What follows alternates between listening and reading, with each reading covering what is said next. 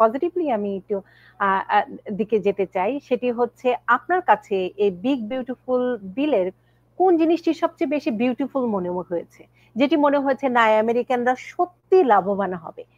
কোন সাইডটি আপনার সবচেয়ে বেশি এই পজিটিভ সাইডের মধ্যে সবচেয়ে বেশি উল্লেখযোগ্য মনে হয়েছে? সেটা অবশ্যই আমার মনে হয়েছে যারা মিডল ইনকাম।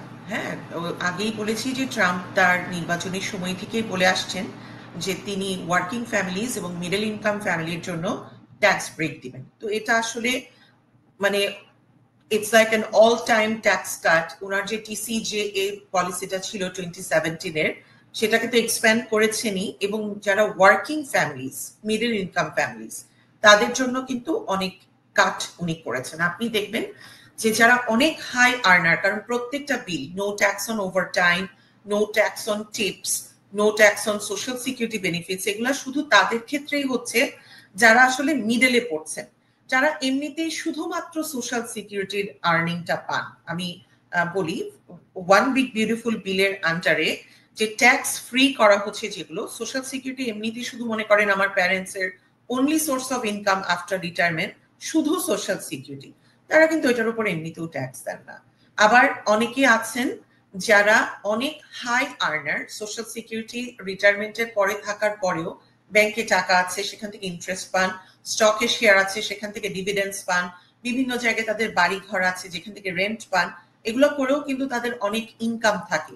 একটা ম্যারিড ফাইলিং জয়েন্ট কাপলের জন্য 150,000 এর উপরে যখন ইনকামটা চলে যায়, even after they are retired, তাদেরকে কিন্তু তাদের ক্ষেত্রে কিন্তু এই নো ট্যাক্স জিনিসটা কিন্তু ফেজ আউট করবে।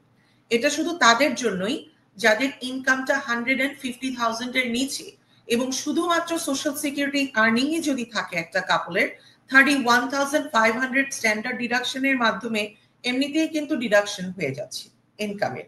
তো তারপরে গিয়ে যে ইনকামটা, মনে করেন একটা হাজবেন্ড ওয়াইফ তারা রিটায়ার্ড এবং $100,000 তারা ইনকাম করেন সোশ্যাল সিকিউরিটি প্লাস তাদের আনআর্নড ইনকাম, অর্থাৎ রেন্ট, ইন্টারেস্ট, ডিভিডেন্ড, বাড়ি ঘরের ভাড়া ইত্যাদি মিলিয়ে কিন্তু তাদের $100,000 তাদের আসে বছরে।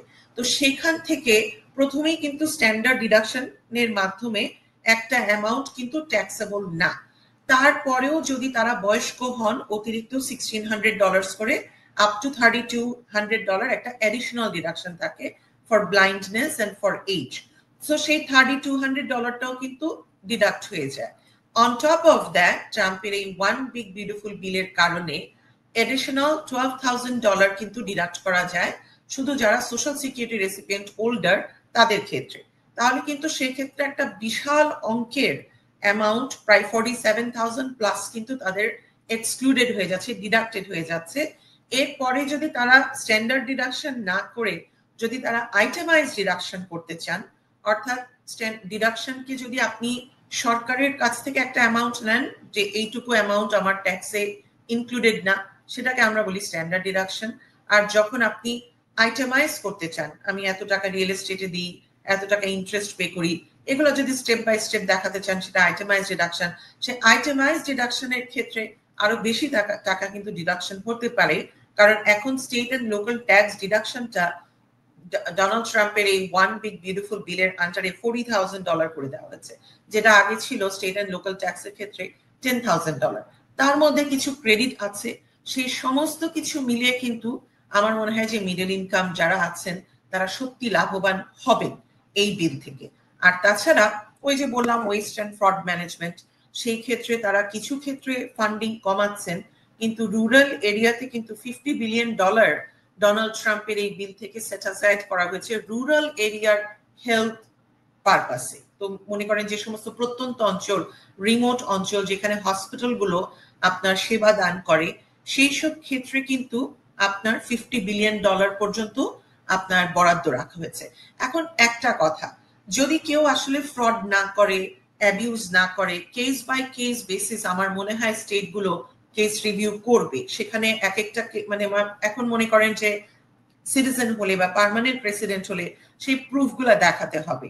আবার এখানে অনেকের ক্ষেত্রে 5 ইয়ার একটা ওয়েটিং পিরিয়ড টাইমও দিয়ে দিচ্ছে। তো সেগুলোর ক্ষেত্রে আমার মনে হয় যে স্টেটের যে মেডিকেড অফিসগুলো 311 কল করে বা সেখানে গেলে কেস বাই কেস ভেরিফিকেশনের মাধ্যমে অনেকেই মেডিকেড দেখা যাবে পাবে, কারণ এক্সাম্পশন যে রাখা হয়েছে মেডিকেডের ওয়ার্ক রিকোয়ারমেন্টস এর ক্ষেত্রে। আমরা যে বললাম যে মেডিকেডে আসলে উনি কি সুবিধা দিচ্ছেন, নাম্বার 1 উনি বলছেন যে কাজ করতে হবে, এবল বডিড যারা 19 থেকে 64 এর ভেতরে, তাদেরকে কিন্তু ওয়ার্ক রিকোয়ারমেন্টসটা ফুলফিল করতে হবে, অ্যাটলিস্ট 20 আওয়ার্স পার উইক তাদেরকে কাজ করতে হবে। যদি তারা কাজ না করেন, কেন করছেন না? আপনি কি স্টুডেন্ট?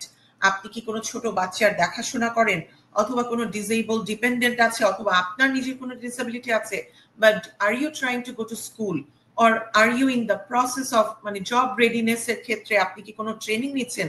এমনকি কমিউনিটি সার্ভিসের ক্ষেত্রেও আপনার এক্সাম স্ট্যাটাস রাখা হয়েছে মেডিকেডের ক্ষেত্রে। তো কেউ যদি আপনার শো করতে পারে যে they are actually supporting a bigger cause এবং they are serving the community, তো সেই ক্ষেত্রে তারা যদি ডকুমেন্টেড করে রাখেন যে কি কারণে তারা আসলে এখন কাজ করছেন না, তখন সেই ক্ষেত্রেও কিন্তু সেটা একটা এক্সাম স্ট্যাটাস আসতে পারে মেডিকেডের ক্ষেত্রে, তারা মেডিকেডটা পেয়ে যাবেন। And also pregnant people, also the people who are aged, সেক্ষেত্রেও কিন্তু এটা একটু শিথিল। তবে আনডকুমেন্টেড ইমিগ্রেন্টদের ক্ষেত্রে আসলেই আমরা দেখতে পাচ্ছি একটা অনেক হার্শ অ্যান্ড অনেক নেগেটিভ কতগুলা আপনার মানে যেটা ট্রাম্পের মতো যে পিস থ্রু স্ট্রেংথ, তো সে আসলেই অনেক স্ট্রেংথ শো করছে, যেটা একেবারেই আনএক্সেপ্টেবল। হি ইজ ভেরি একদম টোটালি এগেইনস্ট ইট, যে লিগালি বা ইলিগালি যারা ভঙ্গ করে আনডকুমেন্টেড যারা আসে তাদের ক্ষেত্রে আসলে আমেরিকান যে ফেডারেল আইনগুলা, বিভিন্ন সুবিধাগুলা, বেনিফিটস গুলা, এগুলা একেবারেই আপনার দেখতে পাচ্ছি আর কি আমরা, যেটা আমাদের কমিউনিটির জন্য আসলে অনেক একটা দুঃসংবাদ, কারণ অনেকেই আছেন, আসেন, আশা করে আছেন, পেন্ডিং প্রসেসের মধ্যে আছেন। তো তাদেরকে আমি বলবো তাদের লয়ারের সাথে যোগাযোগ করতে, এবং অ্যাসাইলি রিফিউজিদের ক্ষেত্রেও কিছুটা আপনার শিথিলতা সম্ভব, তবে তারা যদি তাদের অ্যাটর্নিদের সাথে যোগাযোগ করেন তখন সেখানে লাভ পাবেন। এবং we will try to work with the attorneys in our community so that we can give our community taxpayers যারা আছেন তাদেরকে যেন আমরা সুবিধাটা এনে দিতে পারি। যে কোনো ল যখনই আসবে সেটাকে ইন্টারপ্রেট করে ইমপ্লিমেন্ট করাটা তাড়াতাড়ি, সেটাই আমাদের কাজ।